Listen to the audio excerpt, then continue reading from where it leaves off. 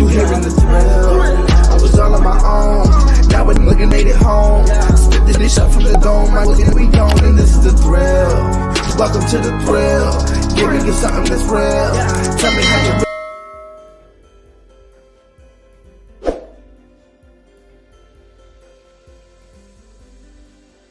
Oh, baby. Oh, what a sweet day. The 1st of January 2020. It's the first of the month. Wake up, wake up, wake up, wake up. Wake up. Nino in the building. What's going on? You love to see it. Always my favorite conversations, hands down. No disrespect to anybody else, but when Nino is in the building, I know we're gonna have a 7-hour conversation.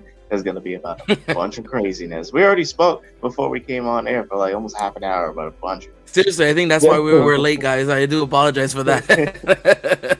We were just going off, man. We talked about everything and anything, man. Always a pleasure. Thank y'all for having me. Always, man. So always love to have you on the show, man. This is the mouth of the show, man. This is the voice that runs this place.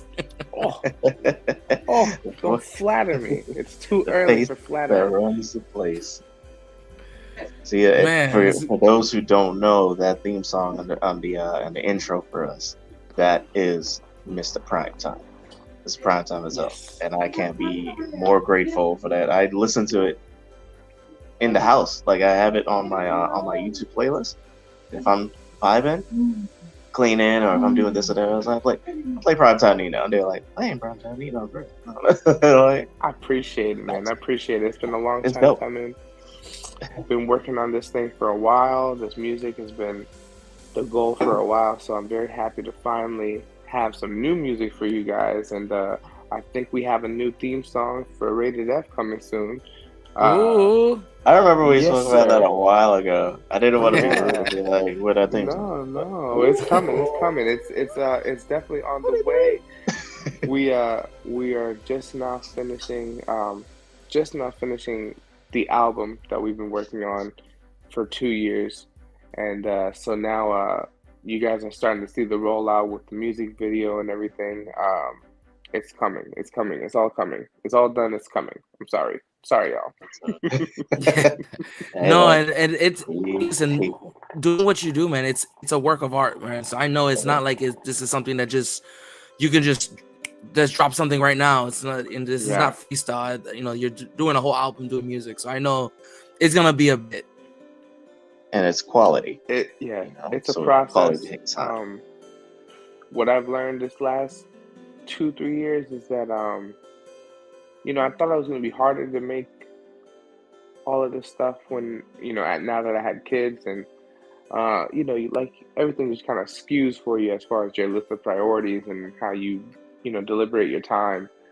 But this has actually been a pretty cool experience. I'll say that making this album, I was able to tap into like another level of a threshold that of creating that I hadn't reached yet. So it was kind of cool because I kind of had to kind of like push myself in a different way this time when I made the music because of time management.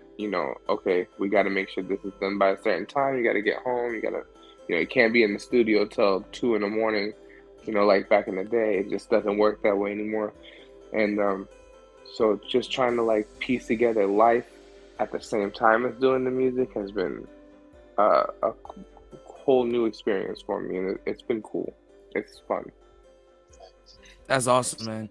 And when it comes to the music, because I'm curious, and I'm sure we've talked about this before, but it's been so many years. Who knows what I remember? When it comes to like how hard, like what's the process for you? Like how long does it take you to like kind of get things going, or to kind of get like like just inspirations for things? Is something you kind of like pick up on the way, or things that you kind of like, I like that, I'm gonna come back to that later? Like, what is it for you? It's definitely changed throughout time. Like I said, before I had kids and before I was married, it was in the studio all the time, listening to beats from all different producers, and you were able to come up with ideas and inspiration a lot quicker because you were just always in it. I was always working, and if I wasn't in the studio, I was DJing, and if I wasn't DJing, I was in some facet of work. So it was a lot easier, and the train was rolling. So it was, I was able to come up with a lot more content. After having my kids working on this album, I really sat down and was like, okay, I need to actually like make this from scratch. I need to like be a part of the entire process.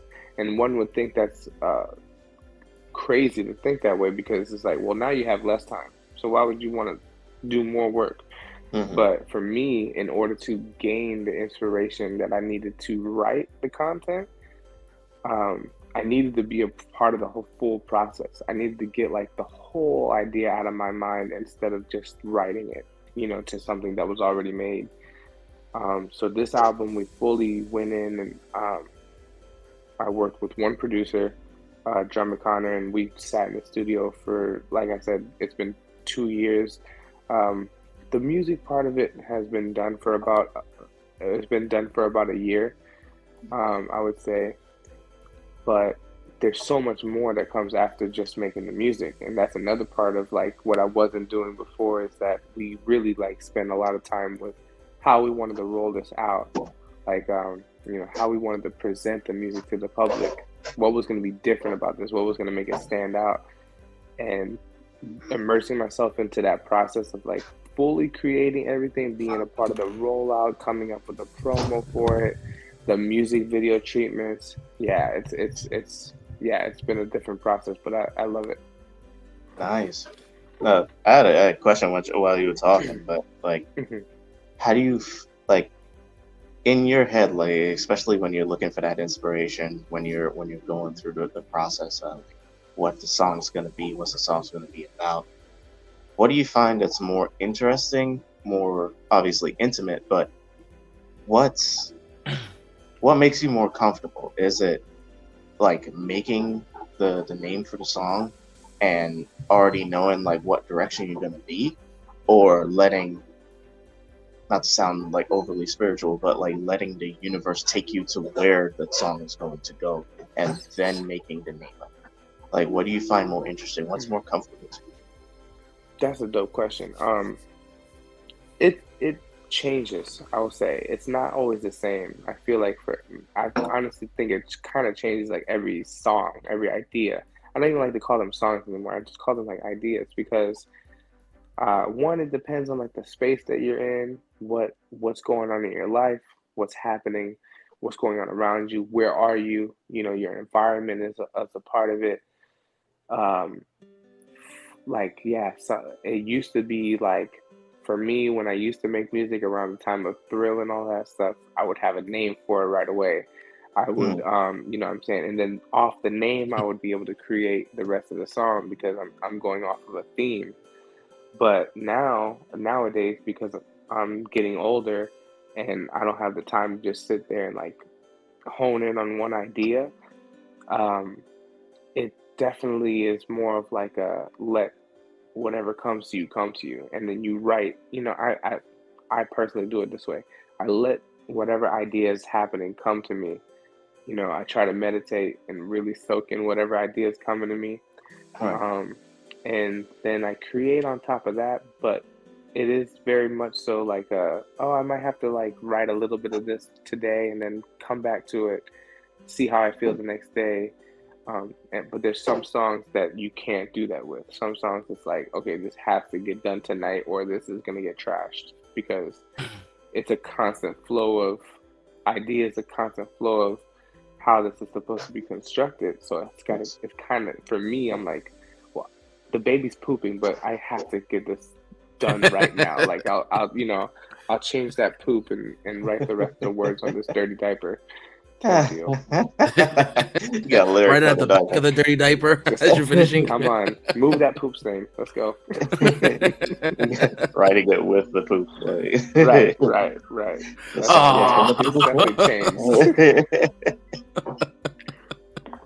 Oh, that's funny. Goodness gracious, man. That's cool, man. I feel Want to shout out really quick. Sorry, really quick. Want to shout out John. What's going on, man? For tuning in, Mr. Johnny English. Thank you for tuning in, man. Wonderful guy. So, guys. Wonderful guy. yes. And so what was that, Robbie? What were you gonna say? I was gonna ask you, like, where are we gonna take this conversation in some form of structure, which I hate when Nino's on the beat, man. But like, let's what y'all want to talk about? What y'all talk about? Well, I mean, we got some big things going on in regards to wrestling. We got some new things happening over here. So I really wanted to bring this question because I know, Nino, we talked about this in the past about how much we love wrestling. Sure. And I wanted to kind of bring up, since everything has kind of been shaken up middle of the year, what do you guys think of the overall quality and your thoughts of the wrestling in the last few months? I want to say since like July, since pretty much the change of arms. Since Grandpa went to the nursing home.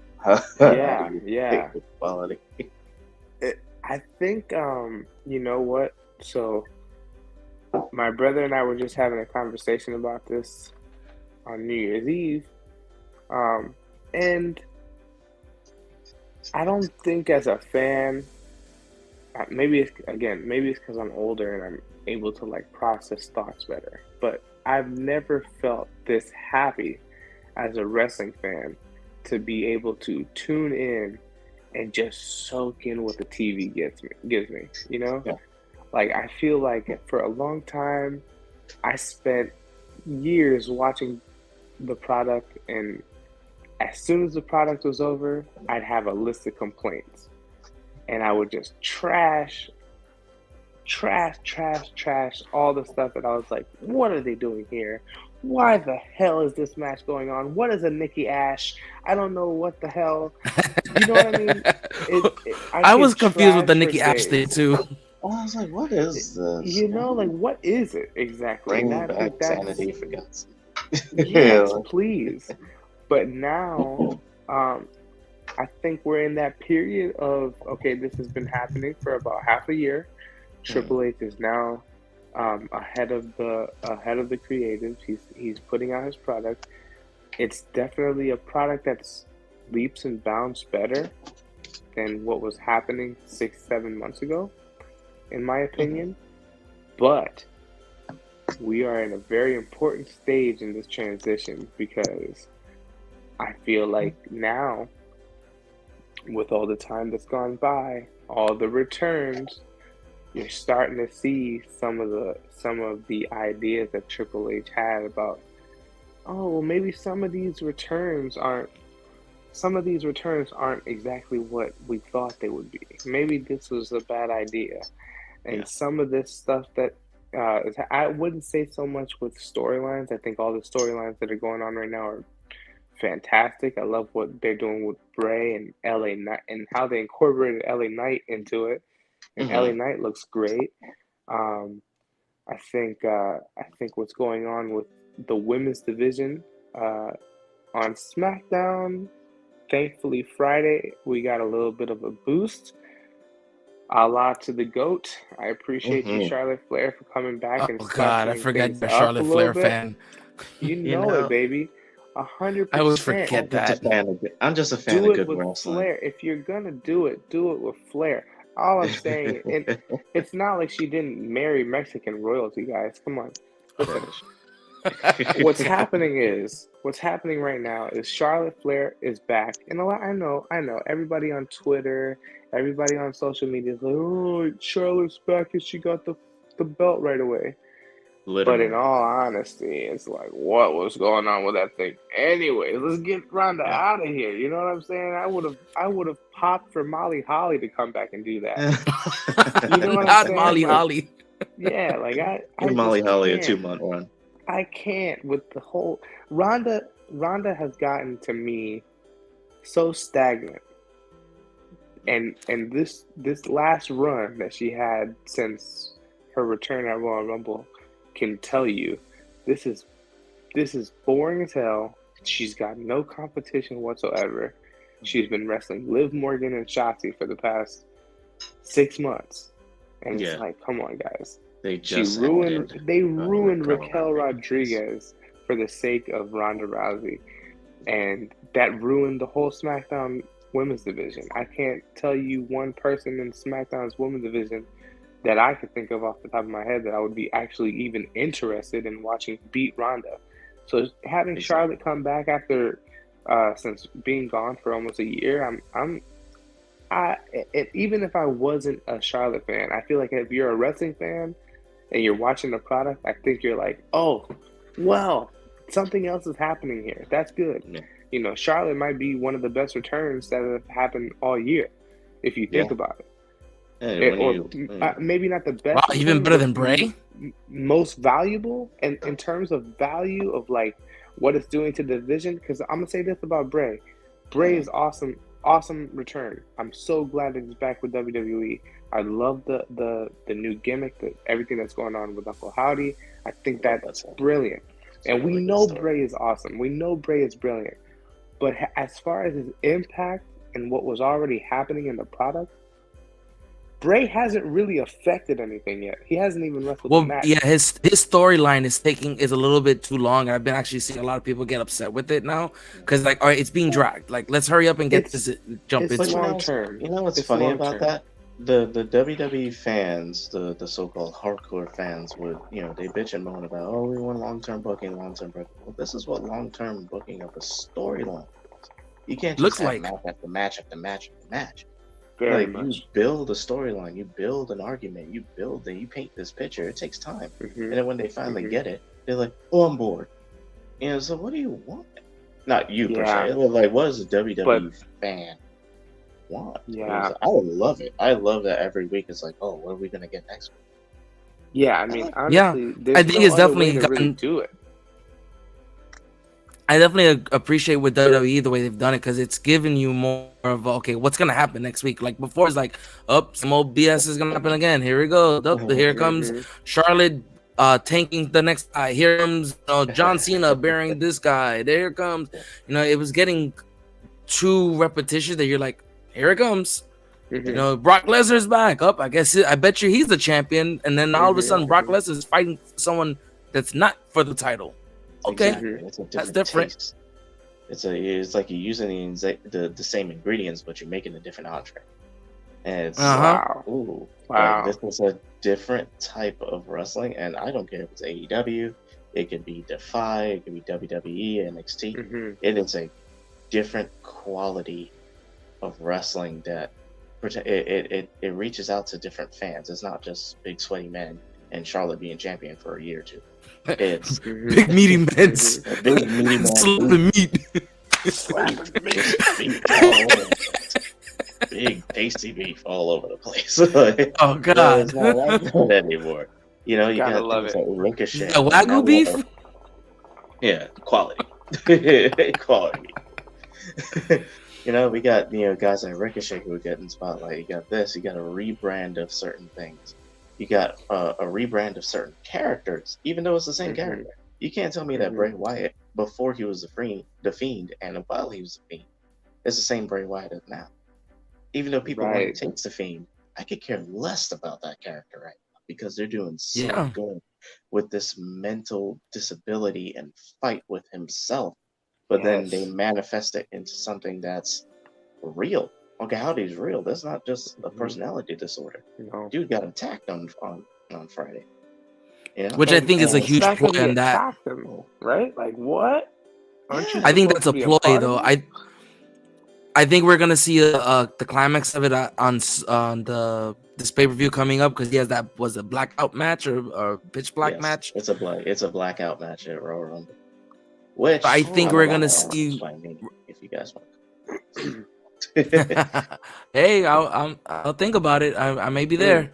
Yeah, I love that it's on Saturday. So we won't have to go to bed early. Yeah, right. That's definitely really quick, JC. Sorry, I saw this comment a little bit late too. This was in regards to something, but Mr. English, John English, when dropped us a comment. I want you to kind of see if you can answer that one for us. Okay, were you taught how to structure the songs, or do you write and have someone structure it with you? I used to write as well, but wasn't taught how to structure it correctly for music. So yes, in college I did take a couple of classes on how to structure your songs and structure formats for writing, but I don't necessarily always use those things that I learned in college, honestly. Um, when I'm making my music, it honestly just depends on feeling, on what we're trying to accomplish. Um, on The this storytelling album, of it, pretty much. yeah, like it's weird because like with this album, it definitely felt like we needed to be a little bit more formulaic to where okay, like the intro, which is the music video that dropped today, like the intro is a certain amount of time. It's only so much, but there's a reason for that. The intro is supposed to give you a preview, you know what I mean, of what the album is supposed to sound like, um, the new sound that we're going for. So there's longer songs in the album, and then there's shorter songs, and there's songs that just have one verse. There's songs that are a little bit more drawn out that have features. Um, so I was taught how to structure songs and structure albums and stuff like that.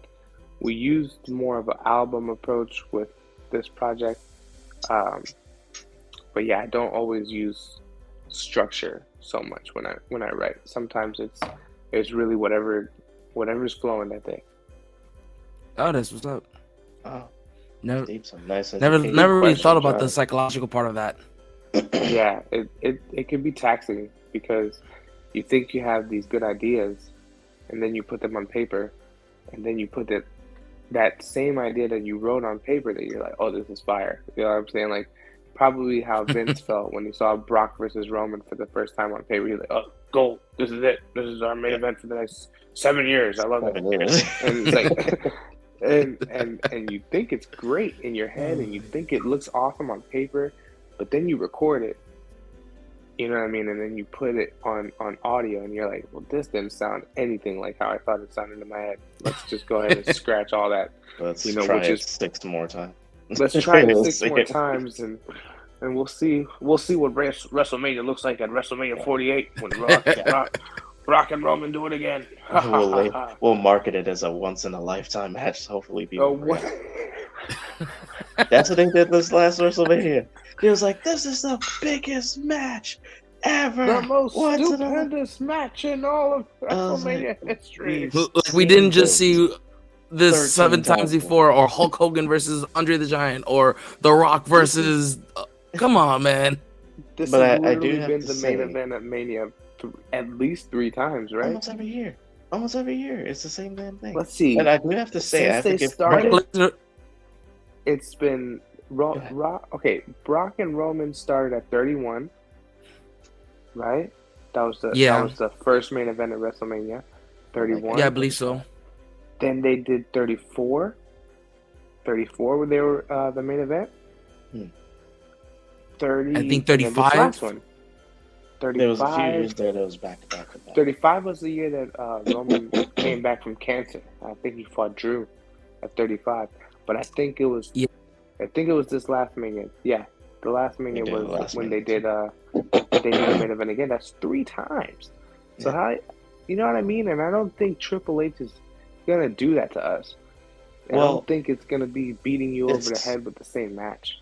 It's funny that you say that, because going back to what I said earlier, we were just like using the same ingredients but we make it a different entree. That was the main event for SummerSlam, and that was the first pay-per-view without Vince, and it was Brock versus Roman, and I was like, okay, well, how could they reinvented Brock slightly with his character, gave him a little bit more freedom. Now we have Roman with the bloodlines, so his character had been revamped. And that, I have to say, that match was the most interesting match that I have seen between the two of them since they started. Yeah. And we're talking very like true. almost 10 years. Mm-hmm. So I very have true. full confidence in what Stephanie Khan and Triple H are doing.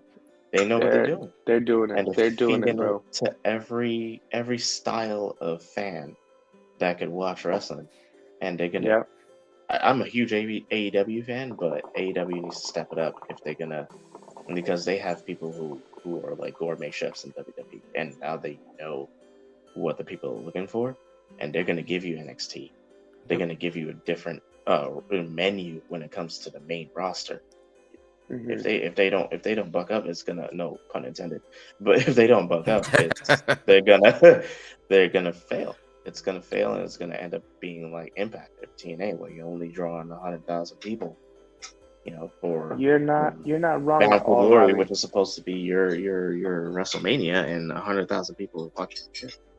Ain't gonna cut it. You're not wrong. I mean, I honestly feel like AEW, they got bamboozled, y'all. They got cocky for a bit. And They went to the toy store with a platinum charge card. That's what they did. That's exactly what happened. That's exactly what happened. They got caught with their britches down. What happened was with AEW, they were presented the wrong idea of what the competition actually was. When Vince was there, AEW's competition was completely different. Yeah. They were competing with a Wednesday night show that had gone down the tubes completely. Nobody gave two shits about NXT at the time. Yep. So they got an easy win, and it became easy for AEW to do senseless, dumb shit on their product and get away with it for about, I would say, like the last 6 2 months years of Vince being there. It was definitely very, very muddled with shit. Yeah. And people saw it. People were paying attention, and it all came to light with the CM Punk stuff. It all came to light when MJF left. It all came to light. So there's definitely problems there. It's too early in your company for you to have 10-year Impact problems. Yeah. Yeah. It's too early. It's like, and okay, now Triple H came in. Yeah. Thank you for bringing in Sting. Thank you for this. Thank you for bringing back, CM Punk for into wrestling. But we have seen that some of these dudes, even though we care about them, they don't care about us. They get selfish and this. But we got to focus on the guys like Darby Allin. We got to focus on the guys like MJF. We got to focus on the next. They need to focus on their women's division. I'm tired of seeing their women's division look like crap. There you go. Well, I mean, and that's the thing. Instead of saying, "Hey, let's like revamp this women's division," and all, I say this with all due respect, I really do. I'm so happy she's able to wrestle again. I'm so happy for her that she was able to have another match. But when you look at it in an impactful perspective, what does Saraya really bring to the women's division? Nostalgia. Eyes, and that was about it. But really, does it bring eyes even? Because like her pay, I'm sorry. How do you say her name? Saraya. Okay, like psoriasis. Okay. Yeah. Pretty much what it is. Britt Baker promo. So what I'm saying about Saraya is that it's like her she wasn't on WWE programming for like a whole 2-3 years before she got released. So it was like when she came to AEW, what leftovers of that audience was really like, oh, Paige is back. Yeah. We already forgot. Like, we already forgot that you wrestled. Like, and I say that again with all due respect. She really does nothing for AEW's women's division. It's a nostalgia trip because I was watching AEW that day when she made her debut, and I was like, wow, this is awesome. But I am terrified to see you wrestle because what if something happens to your neck again? So we can't even, as a fan, at least I speak for myself, but you can't even enjoy the match because you think every move is going to be her last move. So you're like, that's what I'm saying. Who better to put her in the ring with other than Britt Baker, because she is a class act. She knows what she's doing. She's going to take care of Saraya and make sure that she looks good and also keep her safe. But that's 100%. That's it. And she did her match. That's another point, Robbie, because something else other than Britt Baker, there's no other dream matches with Soraya in it in No. AEW. You Everybody can't else tell me goes that you're too hard waiting for equally, Soraya man. versus Riho. You can't No. tell me that you're waiting and dying and salivating over Jamie Hayter No. versus Soraya. It's not. There's no Exactly. other dream matches other than Britt Baker. So You're it's not like gonna put you Thunder did Rosa that in on the your ring with her. no, and that's the thing. It's like And you know what's you funny is did that and Thunder now you Rosa, lost. a healthy Soraya, I would have loved to see Thunder Rosa versus Soraya. Mm-hmm. Yeah, but Oh yeah, no, like I would not. Yeah, scared shitless for her neck injury. No, I would not. It's too rough. The match that Like she needs to had with let Britt go of Baker some was of those high flying exhausting. moves. Just go back to the basics: arm bars, lockups. Do her submissions. Keep it. Any of those high flying moves, stay away from it because, don't it's even not do any worth of those it. extreme matches. Like keep it simple. Not And worth for her, it. that may work for her if she works a good match, tells a good story in the ring. I would love to see that. But right now, with the way her injury is, Edge is another one though. Edge's injury is very scary. It's good to see him back. Every so often he does those like spears. I'm like, Because he because I used to spear remember, them with the top of his head. yeah, I remember the day he injured that neck, the final injury where he got hurt, and they said you can't wrestle no more. I remember seeing him hit the spear and pop up like this. Yeah. And I said, he got hurt. And I remember I was with my dad. I was watching. I said, Pops, he's hurt. I said, there's no way he didn't get hurt from that spear. He won the match. And then the next night is where it got announced he was going to retire. Wow. So it's the same thing now. I watch those moves. I go, ugh. Well, there's the other thing. That's a good point because AEW needs to also stop trying to replicate things that have happened in WWE and hope that they're going to have a different reaction in AEW. Like, I feel like that was another, like they brought back Soraya so that they could have an Edge moment. But it's like, Soraya is an Edge. You know what I mean? It's not as big of a moment. I'm sorry to say. And I sound heartless saying this, but it's like, as far in terms of endearment, like, cool, Soraya's back. We'll give you a pop. But that's where the train ends. Like, this doesn't go any further than this. And it's like they probably invested a lot of money in the Soraya. And now you just kind of lost it. Because what are you going to do? Are you going to put her on the same schedule that Edge is on? Because we've only seen Edge wrestle, twice last year? 3 times last year? Put her on well, he got injured too. But I think he wrestled like a good 7-8 times. But he's been on a cycle of like, oh, he's on TV, and then, oh, they're going to take him off for like another 4 months, and then, oh, he's back again. You know what I mean? Are you going to do that with Soraya? And it's like, you can't afford it. You can't even afford to do that with her. You're paying her all this money. So now they also had to pay CM Punk on that cut of his contract. Still paying Punk. 2022 it's harsh.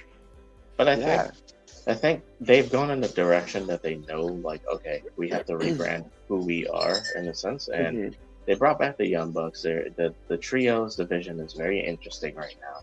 They're doing that like the 7 matches, and it's bringing intrigue to it. They have to work on the women's division. They have to understand, like, okay, you just don't go and get Ruby Soho and do nothing over it. Like, yeah, Ruby. Everyone's like, oh, well, Ruby Soho went over there. Great. What are they going to do with her? Like the women's division. Nothing. But we also have to think about what's the behind the scenes that we're not seeing. Is it's like they're not doing anything with her, but is it because it's a mutual agreement to not do certain things, or it's just they don't have to support it? Yeah, it's the same thing with Miro. It's like, do we slap the title on Miro and put him into the band and go, oh, here's another WWE guy with the title, or do we give it to MJF? Do we create storylines that don't need title runs, or do we, or do we slap the title on any big guy that we from WWE that we bought over the years? You know, they have to find their balance and understand which toys they want to use and which toys they want to go. Okay, you're going to ROH. You're going over here. Yeah, you could go back to WWE if you want to. To your point, Robbie, that is exactly what they have to do. They do have to do that, but they have to stop buying toys before they know what they're going to do with the toys. Exactly. Yeah, that's the problem. It's so impulsive. It's so impulsive. Their contract. It's almost like when NXT was buying up everybody from the Indies, right? And it's like you're buying up all these people, you're contracting all of these guys, and then it's like, oh man, nice, we have these toys. Cool. Shit, we have way too many toys. You have way too many people that deserve to be a champion and not enough championships. And never and now you have all this backlash because everybody wants to see Miro on TV, but they can't. Everybody wants to see Ruby Soho, but they can't.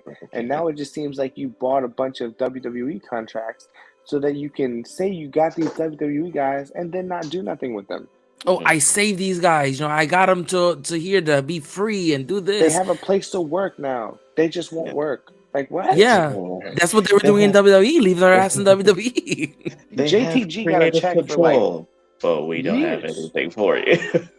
JTG got a check for years, and he was on main event every week. And catering. Yeah. In catering. And JTG got paid by WWE for like 3 years without having a match. Right. So it's like, at that point, it was the same problem in WWE. There's too many toys. We don't have any time to put the guy, to get our guys over. We're spending 2 out of the 3 hours on our show to try to get Roman Reigns over, and the crowd is not taking it. You know what I mean? And the so like you're in this but he's large. He's gotten over it. I honestly think that picture that just came up is probably one that will live in time forever in wrestling. Paul Heyman. Yes. Paul Heyman is I will go ahead and say Paul Heyman is the sole and absolute reason for everything good in wrestling. He is, this dude, in my opinion, is the greatest manager. This guy transformed Roman Reigns from being the guy that was booed for 7 minutes and 46 seconds on Monday Night Raw. Straight out, just booed. There was no talking. It was just boos for 7 minutes and 46 seconds. And now this guy, as soon as his music hits, it's a different pop. Yeah. It's a different pop. He can go to every city and be like, acknowledge me. And the same people who were booing for 7 minutes and change are on their knees. This is bigger than Cena because when it was Cena, you had people that were wearing you had people that were wearing Cena shirts that were booing him on TV because it was fun. Because it was you boo John Cena. That's what you do. It was like the whole Kurt Angle thing. You used to scream, "You suck," and even though you loved him, but he was like your favorite wrestler. And now it's like you don't do that with Roman. You don't look in the crowd and see Bloodline shirts that are booing Roman. Yeah, the crowd is naturally and actually divided. The people who like Roman cheer him. The people who hate him boo him, and it's the most authentic thing in wrestling right now. Yeah. In all of wrestling. I think one thing about Roman with this whole Roman revamp, when he came back the way he did, I think it was the revamp. He came back because of the whole COVID scare. He didn't want to be around it because of his battle with leukemia. He's really susceptible to it. So when he came back and he did, it was what my dad used to always scream about. Bring a run-in that no one knows about. Here comes Roman Reigns back. I used to hate when they did that. They did it to Batista, and they ruined his return. Bring a run-in where no one expected it, and let that just run its own. Because the fans are going to pop, whether they hate him or love him. They're going to go, holy shit, he's here. So when he did that run-in and did the spear and then the Superman punch to, Goldberg and Brock? I think it was. No. Bray. It was the Fiend and Braun. Was it? Oh yeah. It was that match. So again, it was your two big guys that you were pushing heavy at that time because Braun was getting a lot of push. I think he was a champion at that point, and Bray was the Fiend, and he was already loved. So when you brought him there, it made him the mega heel, and that was the moment where everything changed. And it looked genuine because then you're like, oh, how could you do that to the Fiend? Right. And it just Right. everyone jumped on this like this is a whole new Roman. He wasn't coming out with the vest anymore. He barely was coming out to the Shield song he was still using at that moment. And then he hit this bloodline sound, and it's like, yes. And it's just, and all credit to Jey Uso too. Jey Uso is a huge part of starting the bloodline storyline, and his bro. Can you tell the dedication that Jey has to this? Because Jey's acting, Jey's storytelling has become like kind of legendary if you think about it. It's almost like you kind of can't say that the Usos aren't going in the Hall of Fame after this. No, they have to. For 100%. They're 100% going in the Hall of Fame. There's no argument about it. They're the greatest tag team in wrestling. I don't care, and I love the Young Bucks. There's great tag teams out there. FTR, the Briscoes, is incredible. I would pay buku dollars. I would pay every dime that I get off this album. Hint, hint. And I would pay to see the Usos and FTR this year at WrestleMania for the tag titles. Just saying.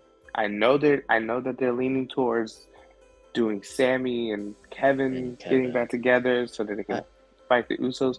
In my personal opinion, I would like to see the honorary Us stay in the bloodline. Yes. Keep this bloodline shit going. Bring FTR back. And there's your tag match for Mania. Which I'm not against. I'm not against bringing FTR against the bloodline. I do like to see. I want to see them break this streak that they're on, just because I know it will happen, and to see Sammy do it, because I know Sammy had been kind of getting this weird, non-existent push, but they kept putting him on TV for no reason. He was getting squashed by celebrities. He had this weird conspiracy theory. He looked like Che from the Cuban Revolution. He was I'm like, what are we doing with this guy? Sami Zayn was an NXT champion and was a damn good NXT champion when he did it. Yeah. Probably the most over NXT champion of all time.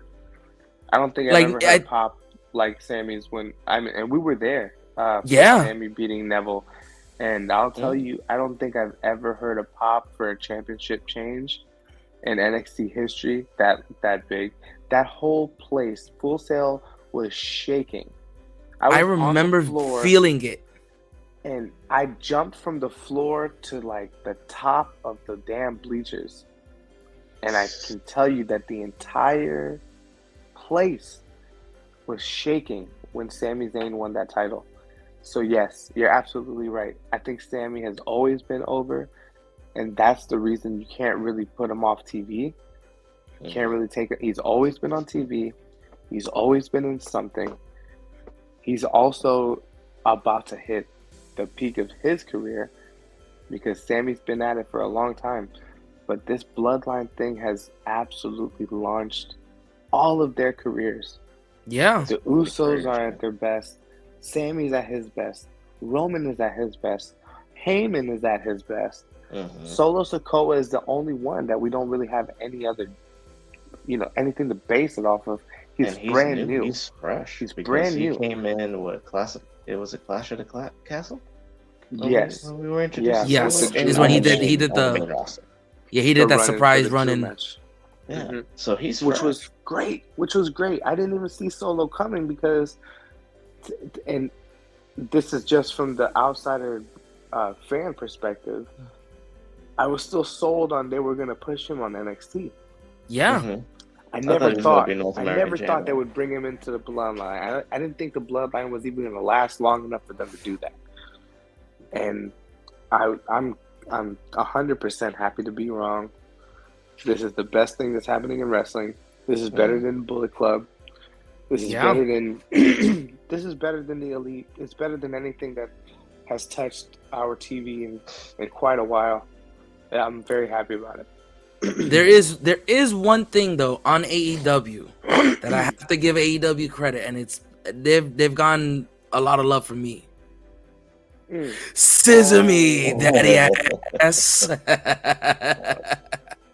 Oh yeah, I love those guys. They are absolutely the most entertaining thing in AEW. So much so that they had to run it back and give them the belts. They had to. They weren't even supposed to be the champs, guys. They weren't even supposed to win. They were supposed to lose and then just be the Acclaimed. Did you ever think the Acclaimed, when you started watching AEW, was going to become the AEW Tag Team Champions one day? No, it's crazy. Their gimmick, I remember him coming out and said, "What is this? A Black John Cena coming out today?" He was doing the raps. He was, I was like, okay, this might not last long. And sure enough, they like it. People eat it. Prove this wrong. I'm glad. But so it just shows when you commit to a character and you run with it, it eventually the fans are gonna fall behind it. Kofi winning the championship that year was something that he was New Day at that point. You know, everyone's like, okay, he's Kofi. And now all of a sudden he was Kofi the champion. Like, oh shit. You know, you had, what's the other? I mean, heck, even Bray's character, but beside the Fiend side of it, when he was doing that Firefly Funhouse, he committed to the character and you just loved it. I remember in our group chats we used to have, and we still have, that when we were talking about Firefly Funhouse, we're like, I don't know how I feel about that. Right. Sounded very weird. But Bray is a genius.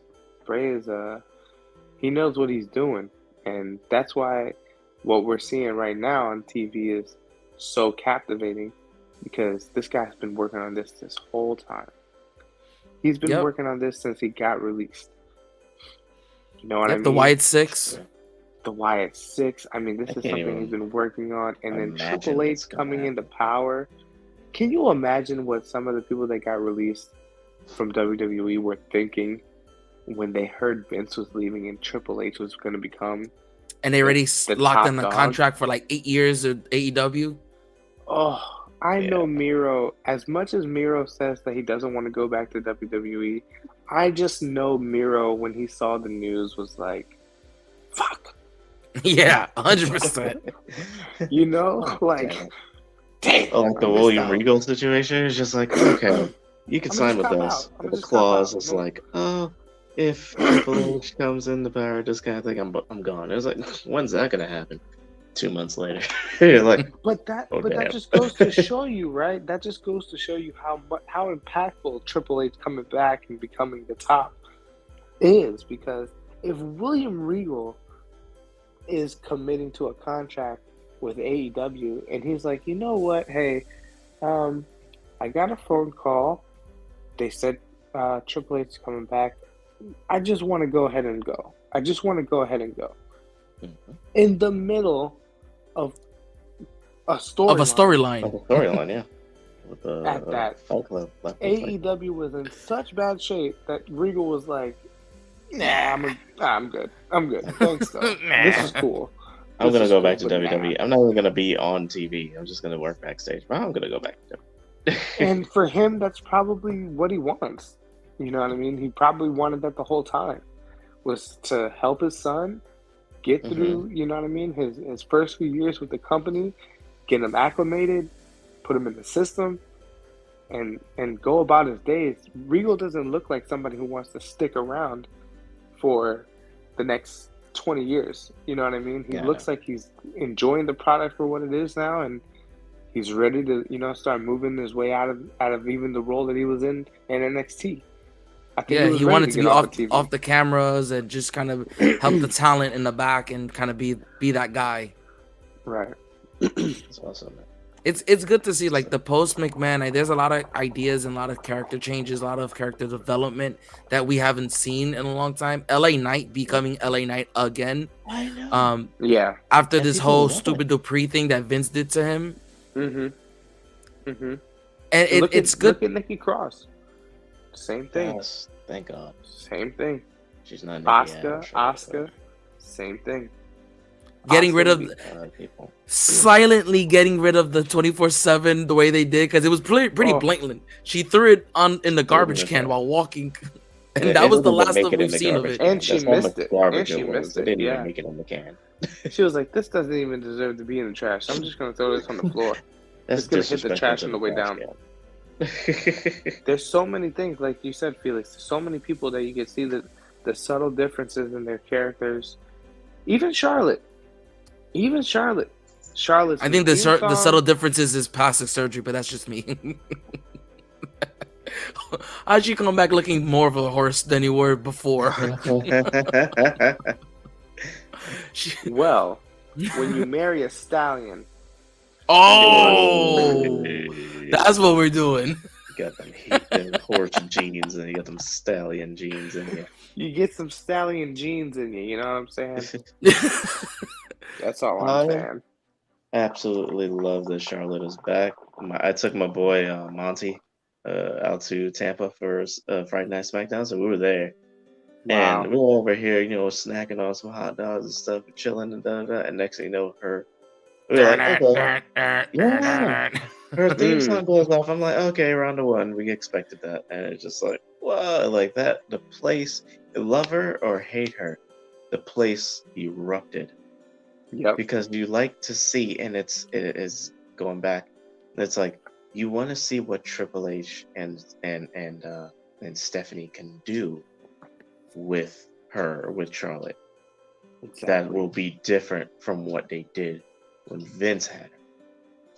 Throwing the title I think on Vince her, overly put it in your face. I think he's gonna do a very different job. I'm it's hoping. very different. The storylines are going to be different. Yes, she has the title, but who else would you give the title to, right? Raquel. Exactly. To give, can she hold? Like, I mean, you gave the title to Liv, and that was cool, but she can't hold. You gave the title to Bianca, and she holds. Right. So you got to test the waters on who, but who better to test the waters with than have the people challenge and beat Charlotte? I think that's what it's alluding to. You might hate it now because she has the champion for 13 times in a row. 14. But it was all fine. It's like, but not wrong. It's gonna be better if they say Charlotte versus Raquel and Raquel beats Charlotte, because you care about that. You didn't care if Ronda lost because nobody really wanted her to have the title in the first place.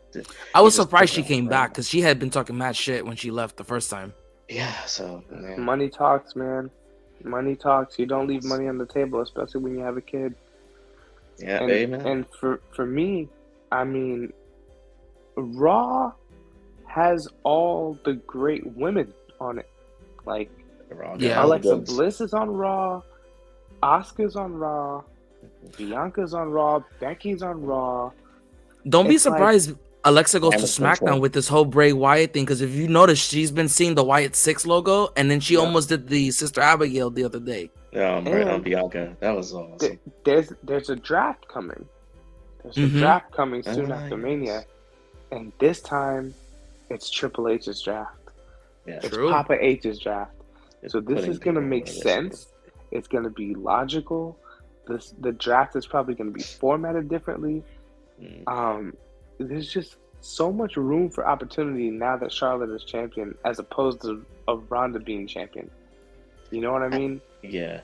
And I honestly think that. Sorry, but I honestly think that if they play their cards correctly, they can make it so that you have the women's division that has the top championship and a second tier championship, kind of like how the AEW has the TBS championship, but a lot more meaningful. Not that Jade ain't doing her business with that championship; she's doing some great work, doing the damn thing. But you could kind of go back in the Federation days where it's just you got the top championships, you got the second tier championships, you got the lower championships, and not all this. There's a championship on Raw, there's a championship on SmackDown, there's a championship on Raw, there's a second tier, there's this, there's that. Right. Put everything into one, because you have a SmackDown, which a lot of people will say, if it ain't for the bloodline, who else? If it ain't for Roman Reigns, who else? Who else? If it ain't for right now, if it ain't for Charlotte, who else? Liv. Right.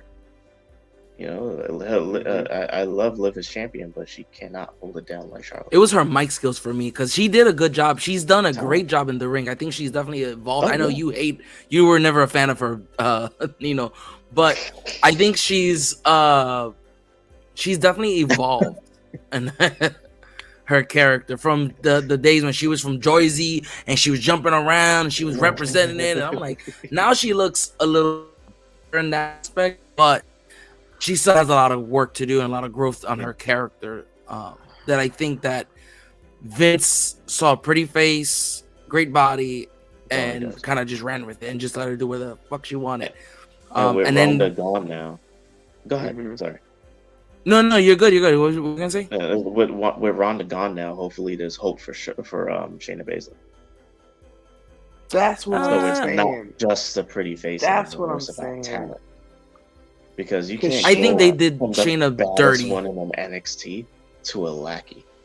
Shayna deserves so much of a bigger spot than what she. And if you don't think Triple H thinks the same thing, Shayna is one of Triple H's. He made her champion in his NXT. That's what I'm saying. In NXT, and she was a badass. She didn't care, and it was like you need somebody. You need to revamp her, build her up, and get her in that spotlight for a championship title. And that's why I like that they have her with Ronda, because I think Ronda has been trying to bring that back out of her. I've been seeing that lately. Whenever they show them two together, she's like, "Where the hell is this? The Shayna I knew, the killer I knew, I'm like, I like that. Like, bring her character back." She became the secondary tag champ to every bad put together women's tag team for the past 3 years. Nia Jax. She's teamed with everybody. I think wasn't she with Natty too, and she won the title? Yes, Natty and Shayna at some point. And the women's tag team titles have just gone from no team to no team to not a real team to finally Damage Control. Triple H again. It's like Triple H gets here and an actual tag team is holding the tag titles. How crazy is that? We didn't just have this weird randomized WWE 2K tag team that on GM mode that's just randomly put together. You know what I mean? It's been like that for the whole time the tag titles have even come in existence. When you think about it, there's only really been two since. No longer. The tag titles have been around since 35. WrestleMania 35. Yeah. They've been around for a while because remember the Iconics had it, and they haven't been in WWE in about early 2020. Yeah, they were. Yeah, and I think the Iconics, Damage Control, and you could technically count Sasha and Bayley as a real tag team. Those are the only really, as to my knowledge, the only teams. Actual women's tag teams that have held titles. Yeah, everything else was been PC champions. Even when they had Aaliyah, who I love Aaliyah too. She's another one that's been doing really good and taking her time building up. But her and Raquel they put as a champion, and Raquel's another one that they keep kind of piecing her with these girls just to kind of give her a push or keep her on TV. But I think they need to give her a solo run and actually run with it. Yeah, she was killing it in NXT before her call up, and I was almost positive that this girl was going to come in and be a star. And very typical to the NXT call up tragedies, she very much became like this generic superstar in WWE, and she just looks so lost because she's a face. She just comes on here and flexes and smiles all the time. Yeah, I can't wait for her to stop smiling. They need to make her a heel, change up the character again back to like what it was in NXT, and then you can bring her back to being a face. But let her run as at least a year and a half as the heel. Yeah. Give her like a breakdown kind of my optimism is running thin storyline. Yeah. And then once she actually gets what she wants, then you can build her back up as a face, and that would give her enough time to get through with the crowd. Because right now she ain't getting through with the crowd. And you can see from the match at Ronda, she's good. she's It's not over. phenomenal in the ring, and that's Yeah. the part that gets lost in the shuffle because the character is so watered down. And honestly, if you would have put the NXT Raquel against Charlotte at WrestleMania for the title, dude, A whole nother beast. Yeah. that's a freaking storyline, and that's a real reason to bring Charlotte back. Is to build up Raquel back into the picture, and you have another star on SmackDown. Literally every women's star besides Charlotte and Ronda are on Raw right now. It makes no sense. Yeah. It's everyone there is a star. Alexa the Judgment Bliss, Day is on Raw as well, right?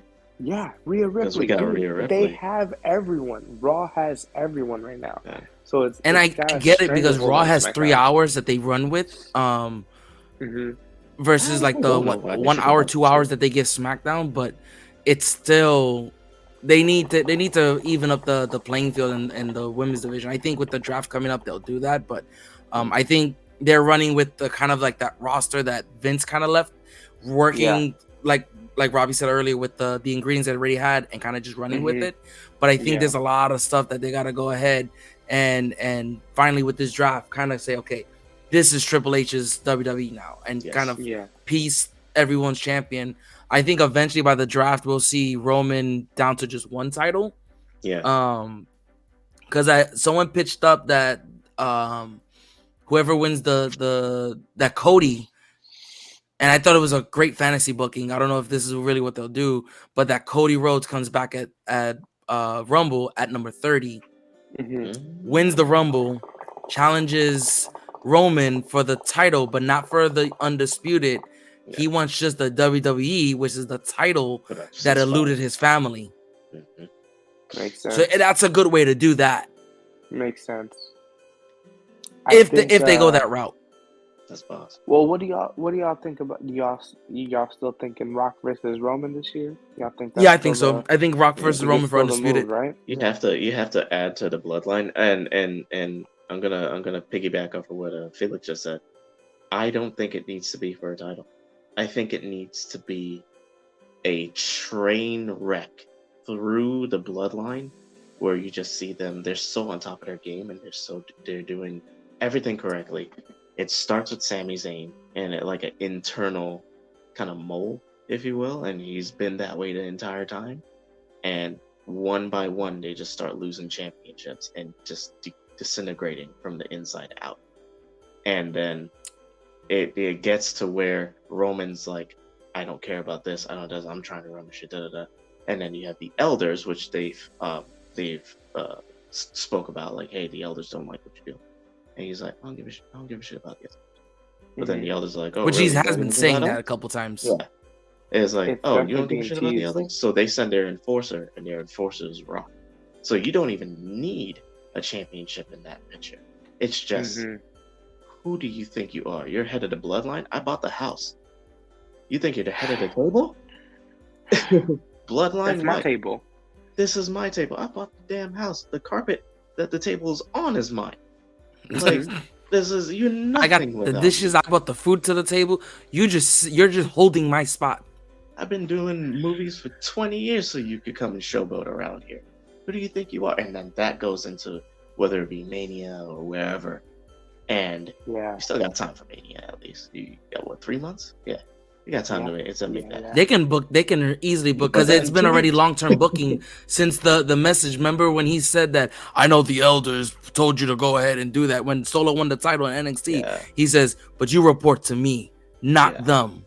Like, I was like, so that's so that's the theory that I've been hearing, and I thought this theory made so much sense.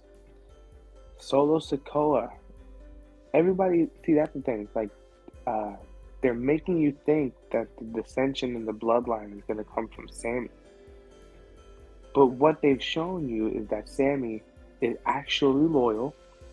He does want to be a part of the bloodline. This isn't like, and you can see it in his inflection and all that stuff. He's actually like confused about his friendship with Kevin Owens. It doesn't seem like he's like plotting on the bloodline in actuality, even though the bloodline thinks so. With Jay, the looks Jimmy's been giving him lately, Every time Sammy brings up Kevin Owens, he's like, "That's my friend." Oh wait, Yeah, he was. that used to be my friend. I'm confused, right? Was my friend. Oh yeah, my bad. Sorry, Tribal Chief. But Solo Sikoa doesn't talk. Yeah. He doesn't say a word. Solo Sikoa was. He's not feeling Usi enough. That's what it is. He's not feeling Usi. He's not Usi at all. He's He not doesn't Uzi feel at all. Usi He at don't all talk, because he he just was stands sent. there. He was sent by the elders to infiltrate on the bloodline. And That would be. And get to the tribal chief. Theory. The Rock sent Solo to figure out what the fuck is happening in the bloodline. And now The Rock is going to come back. Solo is going to be like, I did it for The Rock. I did it for the people. I did it for the true bloodline. For the true bloodline. He just like literally quoted the Rakishi line. Just like his daddy. And The Rock will come back and battle for the head of the table. Yeah. And that's what makes most, like, to me, that is like That storytelling makes at its absolute finest. And if that's It the is. plan, I'm going to WrestleMania this year. I want to be a part of that. I want to watch it live. The Rock versus Roman is probably the biggest match that WWE could put on. That actually makes sense. That it's been being told for 3 years. Yeah. The storyline's been given to us for like 2.5 years at this subtly, point. But it's subtly. It's the best storyline in the business right now. Especially if on night, because it's 2 nights. So if on night 1 you have him lose one of his championships and he's already lost momentum, and now he's going into this battle of a family situation, it's gonna that would wow. That would change it. That would change the whole spectrum. And it's funny overnight. You want to know what's also funny, and where long-term booking and external long-term booking came into play? The Rock has that show. I think it's on Peacock. Yeah, Young Rock. Yeah, on that show they introduced Roman's as a kid. They introduced him. He was like he's like what 5 I think or 6 at the moment, and he tells Rock, he goes, "Oh, I'm gonna face you at one day." He goes, "Nah, hold on to that, kid. It's gotta be at a really big show though if we're gonna do it." Wow. He said that on the show. And everyone's like, "Ooh, there it is." Come on, man. The pieces are there. It's literally right in front of our faces. Yeah. If they didn't give it to us, I don't know. I don't think at they this wouldn't. Point, I don't think they wouldn't, because Triple H doesn't play like that. If I could see that happening if Vince was still in power, because he'd be like, "Oh, scrap it, Roman versus Brock Lesnar," because that's what's gonna make us money. That's what makes me happy. Right. But Triple H is more of a WWE universe. He's a cerebral assassin. He's a cerebral assassin. Yes, he is. So he knows how to calculate that. He knows that, like, if this is what the people want to see, and all the lines point towards that, that match is going to draw more money than anything that I could put on this card. Absolutely. You know, and I don't think it's smart to have The Rock come back and give the title to another part-time. You got too much talent that's there full time to take that up. So I say eventually, night 1, Cody, get that going. And then you could do all the stuff. You could even go back into a feud after WrestleMania with Seth Rollins and do it nice there. I think they need to explain that. Okay, you've already done it. Okay. I think it's not that I don't like the match. I think they did a hell of a show, even with his injured pectoral, and he gave a hell of a match. Like, even without the injuries and being fully healthy, like, imagine how that match would go. No, you good, man. Oh yeah. I think supposed to take a little potty break. We'll be right back. Yeah, go ahead, brother. No, I think if you're gonna do Cody as a champion, which is all possible, I think I would like to see AJ face him. I would like to see, because they were both Bullet Club and it makes sense. Yeah. I think I would like to see Cody versus Ricochet, even if Ricochet doesn't get the title, just give him. I think that would be a hell of a match, because it'll be entertaining. It'll be very entertaining. Ricochet is so underrated. I think, yeah, he's super underrated. I think they see him as a mid-tier level, but he's held championships in other companies as their world champion. And, I think he could do it. And I think it's just what he does is so awe-inspiring because he bounces and moves and does all these things that you can see him. And his promo work has gotten a lot better. It's getting there. Ever since he grew that beard, everything's been fine. Right?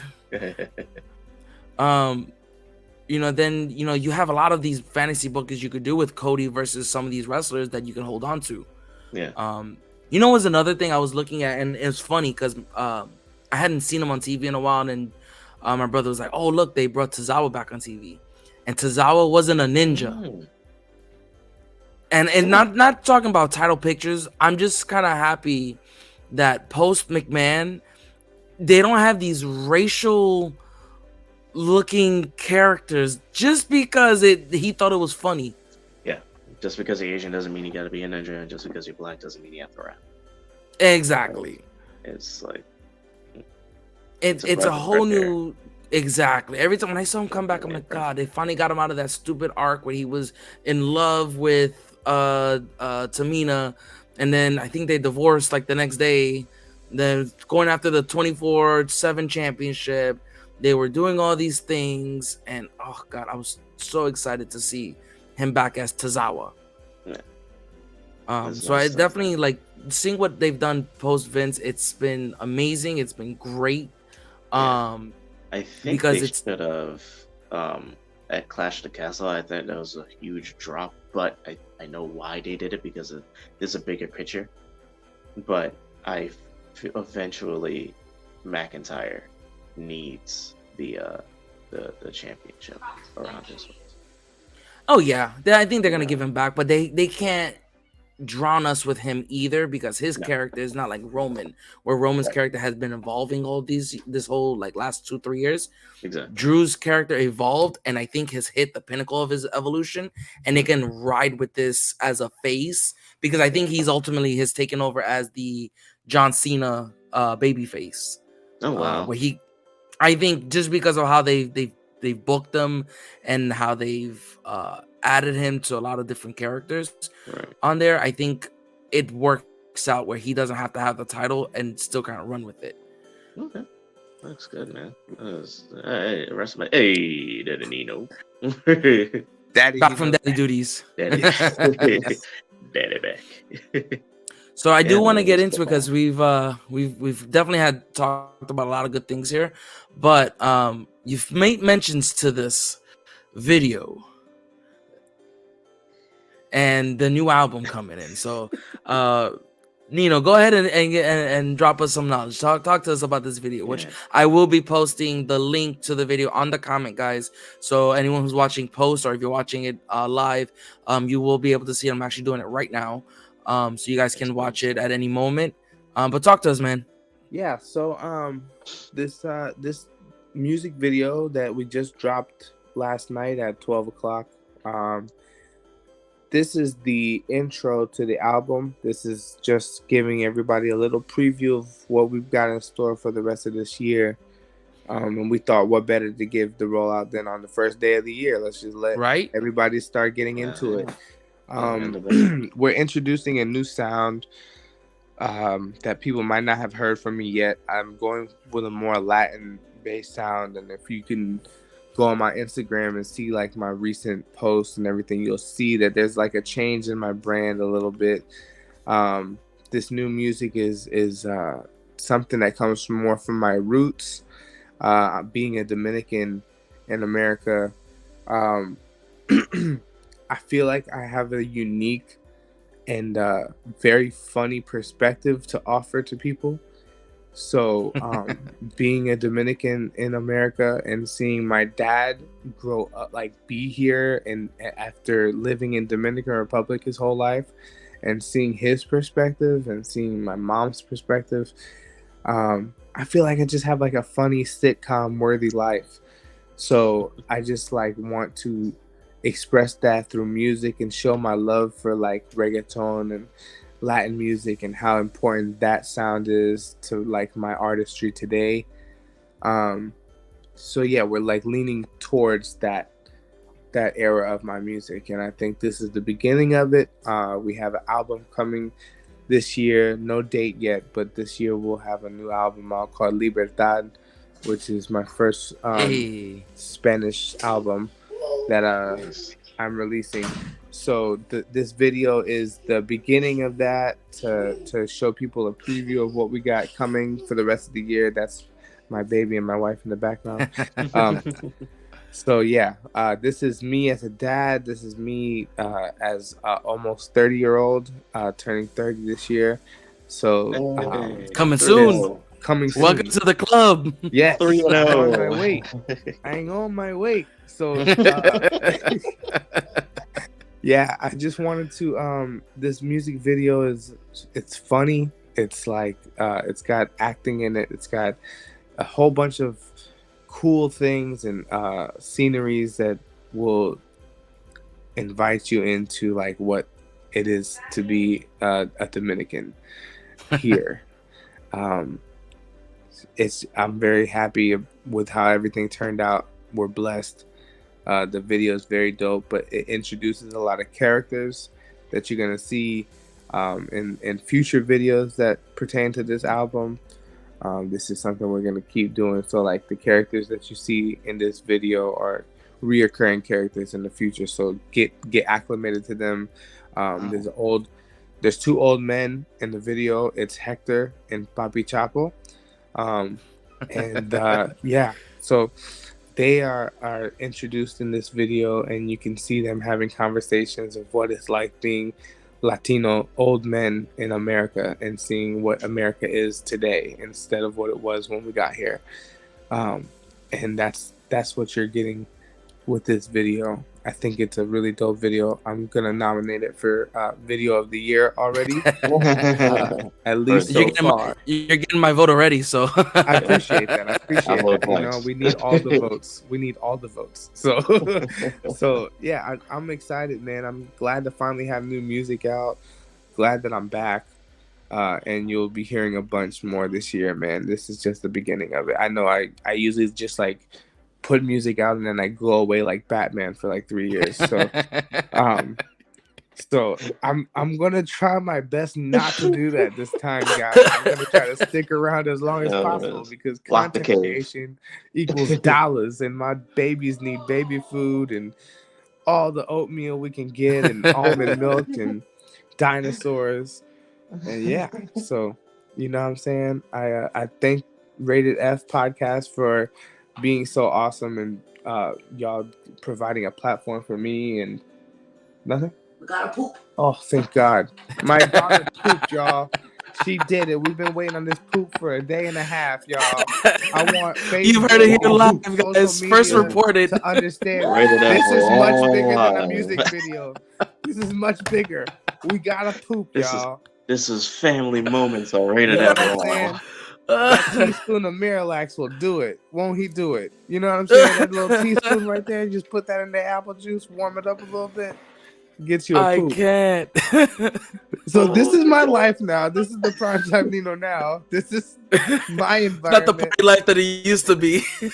No, we party for poop. My music is no longer about what it used to be, y'all.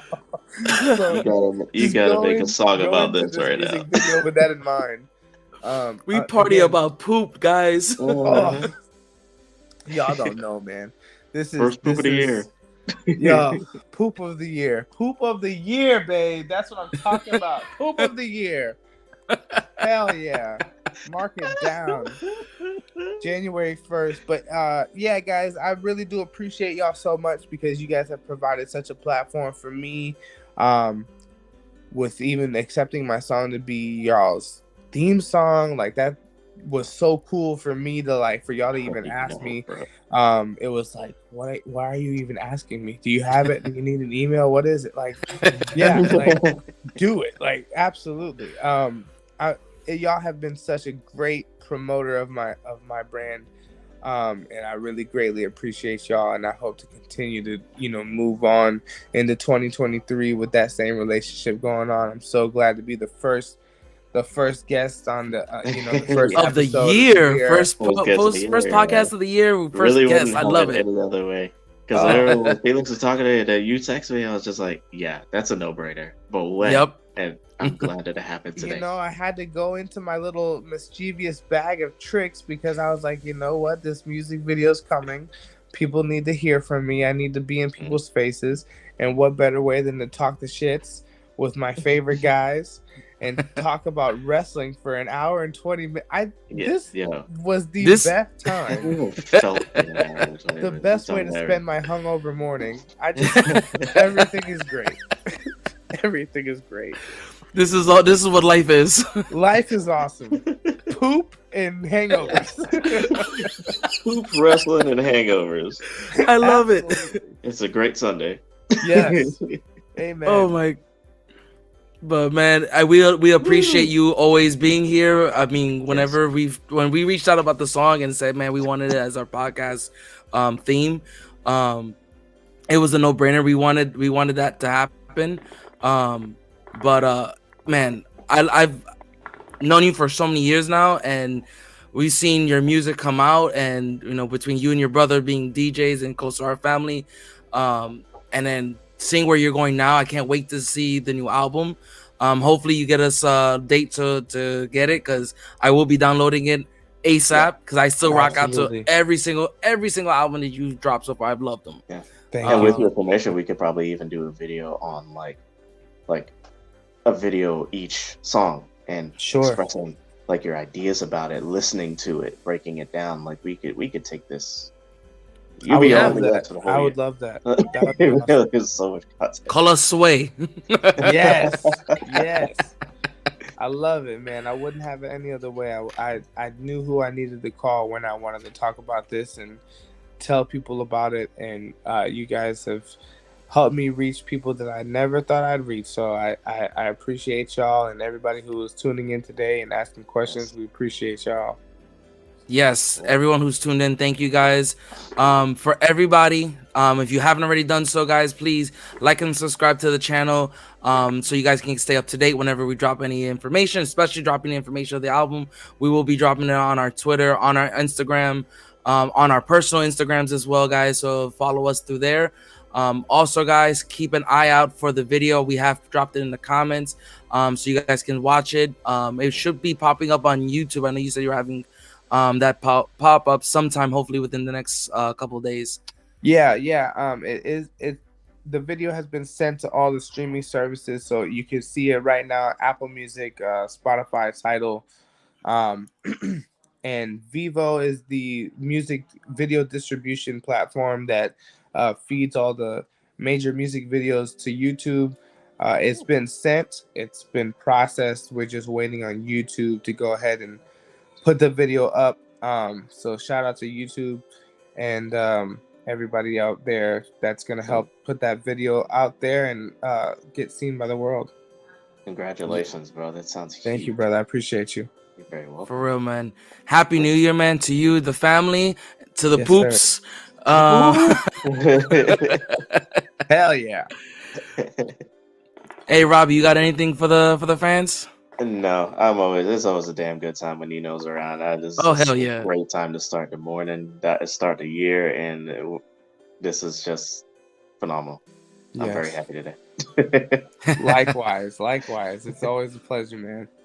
Yeah, man. Nino, you got anything for us?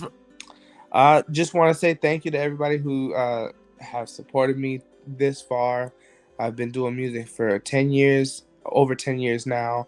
And you guys have been very patient since this last album, with me becoming a father, becoming married, going through life transitions instead of, music transitions. You guys have been very patient, and I appreciate that from you guys. It's been about 2 years since I've dropped any physical music, so this is a very special time for me. I'm going to go and bask in this and many bowls of hookah and I'm gonna do very Dominican-like things today, like eat leftovers and yeah. If you have mangoes, you save me some, please. Oh, I will try my best. I will. I don't know if there's enough plátanos in the world to save you some. But we will try. That's what we're gonna do this year. That's the key. Is we're gonna try. 2023. But thank y'all, everybody. Thank y'all for tuning in. Please continue to tune in. We've got a lot of music that we're dropping this year. This is just the first. So please enjoy the single. Enjoy this moment in time. Love your families. Spend as much time with your family as possible and keep on keeping on. 100%. It's beautiful. All right, guys. So until next time, check out the videos in the comments. Tune in to on our next episode, guys. We love you guys. Have a great New Year's and stay with your families. Wow, this is the thrill. Welcome to the thrill. Giving you something that's real. Tell me how you really feel. Now that you're hearing the thrill. I was all on my own. Now we're looking at it home. Spit the dish up from the dome. My looking, we gone, and this is the thrill. Welcome to the thrill. Giving you something that's real. Tell me how